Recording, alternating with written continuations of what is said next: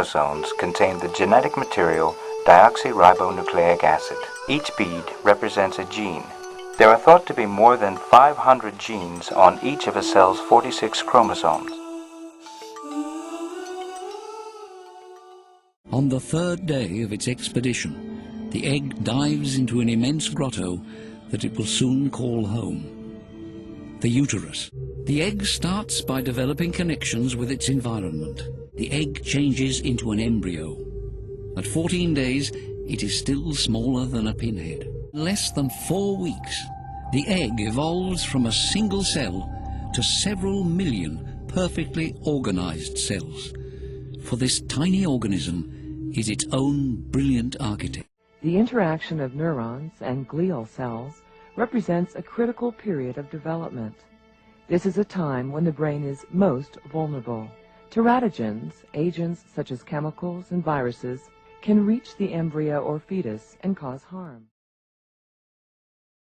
William Hogarth etched Gin Lane, a portrait of despair. Among its horrors, a mother pouring liquor into a baby. Remarkably, science only began to recognize alcohol's effects on the fetus a few years ago. Alcohol could cause damage in very subtle ways. Many of these children have problems. They have hyperactivity, they have impulsiveness, they have temper tantrums, they have short memory span, they have perception. All healthy babies are born with extremely sophisticated reflexes to help protect them from harm.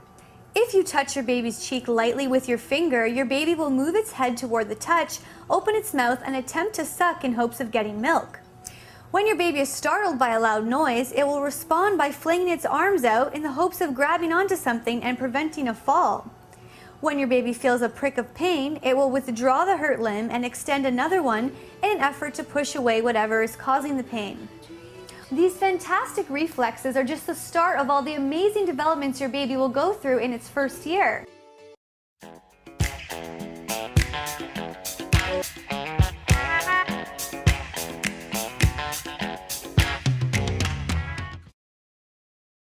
Des enfants et des individus qui soient simplement capables d'apprendre ce qui est déjà connu, de répéter ce qui est déjà acquis par les générations antérieures, ou bien est-ce qu'il s'agit de former des esprits novateurs, des esprits créateurs, qui soient capables d'inventer dès le niveau de l'école et ensuite pendant toute leur vie dans stages which parallel our mental growth that makes Piaget's a truly genetic epistemology. The first 2 years of life make up the sensory motor period. And I'm going to put them under here. Watch me. Okay? She wants them and she'd disappear, but she doesn't think to seek a look under the cloth. Yes, that's too bad. Okay. As in the first stage of his work, Piaget was able to create tasks that other researchers could use to reveal the great discrepancy between the way in which infants and older children and adults view the world. Where's yours? And where's mine? Now, do we both have the same to drink, or does one of us have more? I do. Concrete operational, and it emerges between the ages of 6 or 7 and lasts until the ages of 11 or 12. When children make their judgments on the basis of transitivity or reversibility, they give evidence that their sense of logic takes precedence over their perceptual impressions.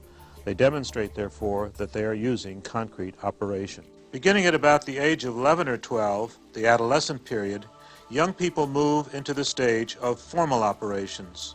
What Piaget was referring to usually occurs ages 16 up through adulthood.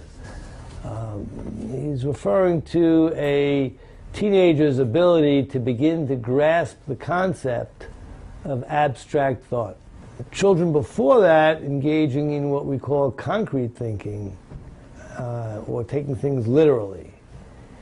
In this later phase, an adolescent begins to understand expressions of adult thinking.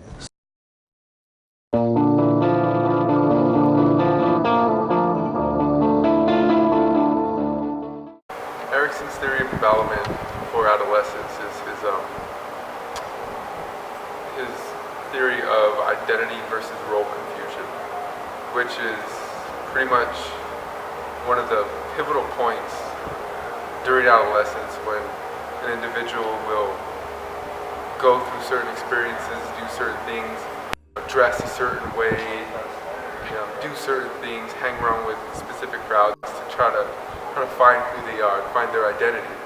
A lot of times during this part of adolescence, you'll see them hang around with their generalized crowd, dress with their funky ways and do those crazy things. They're trying to find themselves. So, it's incredibly important, Erickson says, because if they don't find themselves, they won't reach identity, but instead, they'll be faced with role confusion. And with role confusion, pretty much comes with them not really ever finding their self, their identity. So, it's marked as a pretty large part for themselves to find themselves.